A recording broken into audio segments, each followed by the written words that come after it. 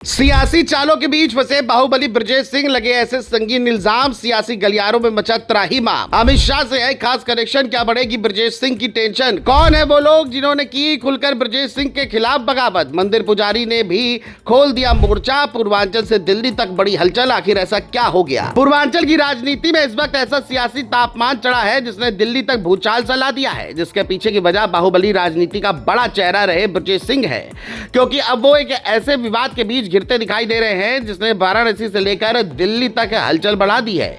एक तरफ जगन्नाथ मंदिर ट्रस्ट के जरिए धार्मिक और सामाजिक गतिविधियों में उनकी सक्रियता चर्चा में है, तो दूसरी तरफ मंदिर परिसर में रहने वाले कुछ पुजारियों और परिवारों ने खुलकर विरोध का मोर्चा खोल दिया है। जिला मुख्यालय पहुंचे इन लोगों ने हाथ उठाकर त्राहिमाम की गुहार लगाई और आरोप लगाया कि मंदिर विस्तार की प्रक्रिया के चलते उनके आशियाने पर संकट खड़ा हो गया है। इसी कारण अब ये मामला सिर्फ स्थानीय विवाद नहीं बल्कि राजनीतिक चर्चा का विषय बन गया है। खास बात यह है कि यह पूरा विवाद ऐसे समय सामने आया है जब ब्रजेश सिंह का नाम लगातार पूर्वांचल की राजनीति में बढ़ती सक्रियता के साथ जोड़ा जा रहा है। इतना ही नहीं, इस मामले में अमित शाह का भी खास कनेक्शन है, जिसके बारे में आपको इस वीडियो में बताते हैं। दरअसल वाराणसी के जगन्नाथ मंदिर परिसर को लेकर चल रहे विवाद ने अचानक नया मोड़ ले लिया है। प्रदर्शन करने पहुंचे लोगों का कहना है कि वे सालों से मंदिर परिसर में रह रहे हैं और अब उन्हें बेदखली का डर सता रहा है। प्रदर्शनकारियों ने सीधे तौर पर जगन्नाथ मंदिर ट्रस्ट और उसके अध्यक्ष ब्रजेश सिंह का नाम लेते हुए प्रशासन से हस्तक्षेप की मांग की। दूसरी तरफ ट्रस्ट की ओर से मंदिर के पुनर्निर्माण और विस्तार को धार्मिक और सांस्कृतिक विकास से जोड़कर देखा जा रहा है। अभी तक प्रशासन की ओर से किसी अंतिम फैसले की घोषणा नहीं हुई, लेकिन प्रदर्शन की तस्वीरों ने पूरे मामले को सुर्खियों में ला दिया है। यही से कहानी का दूसरा और ज्यादा दिलचस्प हिस्सा शुरू होता है। हाल ही में देश के गृह मंत्री अमित शाह ने जगन्नाथ मंदिर ट्रस्ट के आयोजन को लेकर ब्रजेश सिंह को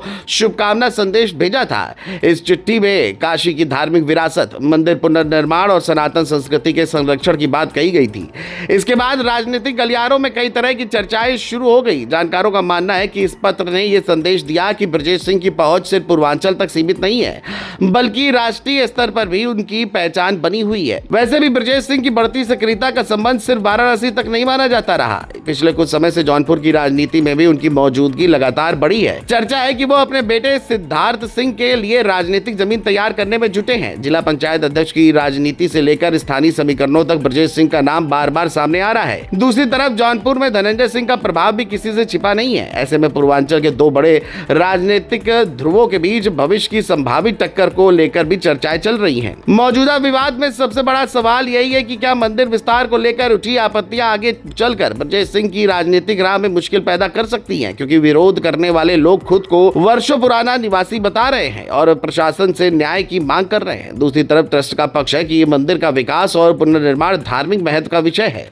ऐसे में प्रशासन की भूमिका सबसे अहम हो जाती है। अब सबसे बड़ा सवाल यही है कि क्या ब्रजेश सिंह इस विवाद से आसानी से बाहर निकल जाएंगे या फिर ये मामला आने वाले दिनों में और बड़ा रूप लेगा? क्या मंदिर विस्तार और स्थानीय लोगों की मांगों के बीच कोई रास्ता निकलेगा? क्या अमित शाह की चिट्ठी से जुड़े राजनीतिक संदेशों का असर पूर्वांचल की राजनीति में दिखाई देगा? और क्या जौनपुर से वाराणसी तक ब्रजेश सिंह की बढ़ती सक्रियता उनके विरोधियों की बेचैनी बढ़ा रही है?